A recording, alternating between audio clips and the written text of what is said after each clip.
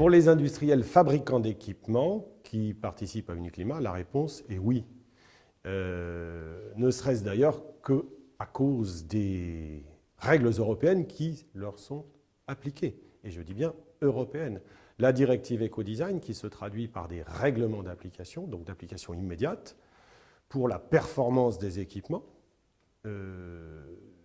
sont calculés en énergie primaire. C'est ainsi que pour le lot 1, chauffage à eau chaude, ou pour le lot 2, qui concerne l'eau chaude sanitaire, tous les calculs sont en énergie primaire. C'est sur cette base-là que les critères de performance des équipements sont fixés.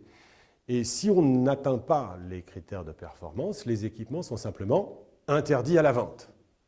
Donc voilà quelque chose de fortement motivant. On applique les critères de l'éco-design en énergie primaire pour être sûr de pouvoir vendre ces produits. Ça, c'est le plan européen. Si je décline ensuite au niveau de la France, en France, la réglementation thermique nouvelle RT 2012 pour le bâtiment neuf, tout est calculé en énergie primaire. Eh bien, les équipements doivent être conçus pour répondre aux impératifs de cette réglementation thermique. Les impératifs de calcul. Et ce point n'est pas négligeable, puisque de temps en temps, malgré tout, on a tendance à un petit peu raisonner, un petit peu trop, en énergie primaire. C'est ainsi que nous avons vu, malheureusement, pour le calcul de la part ENR des pompes à chaleur, nous avons vu apparaître un coefficient qui n'a pas lieu d'être, réintroduction du coefficient de 2,58 dans la formule de calcul de la part ENR des pompes à chaleur, cela en contradiction avec la directive énergie renouvelable de Bruxelles. Donc voilà, le calcul en énergie primaire est bien, raisonner tout le temps en énergie primaire est manifestement excessif.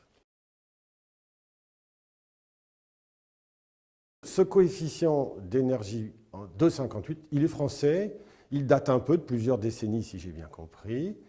Est-ce qu'il faut le revisiter?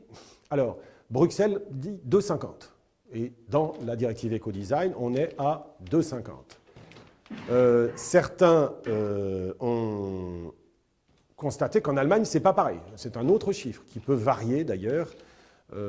Donc, ça n'est pas simple. On a vu des calculs qui sortaient, qui nous disaient que maintenant, ça serait 3,2, notamment des calculs qui ont été publiés, à ma connaissance, par mégawatt.